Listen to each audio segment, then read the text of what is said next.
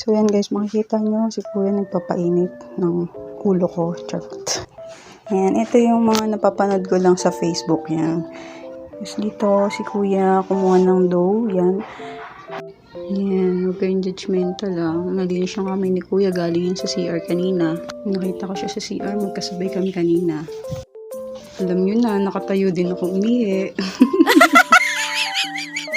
Ayan, makikita nyo yung dough, malapad na siya, nilagay niya sa hot pan. Hindi ko alam kung pan ba yung tawag sa kanila dyan or bahala na ko yung tawag dyan, malaki na kayo, alam nyo na yan. By the way guys, sa ano nga pala yan, sa Pratunam Night Market, Bangkok, Thailand. Pero hindi ako sure.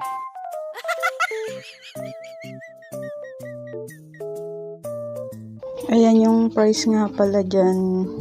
Yan is 50 baht sa kanila. Sa peso, 80 pesos. Wow! Ayan. Masarap yan guys nung natikman ko siya. Yung tinda ni kuya hindi si kuya.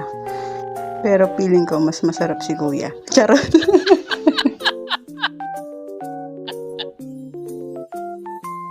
Tapos dyan, tinitingnan ako ni kuya, tinatanong niya ako. Sabi niya, lalagyan daw ba niya ng gayuma? Sabi ko, sige, konti lang para hindi ko siya masyadong hanapin. Este yung pagkain pala. Sorry. By the way guys, hindi ko nga pala yan order. Nakibidyo lang ako. Thank you for watching!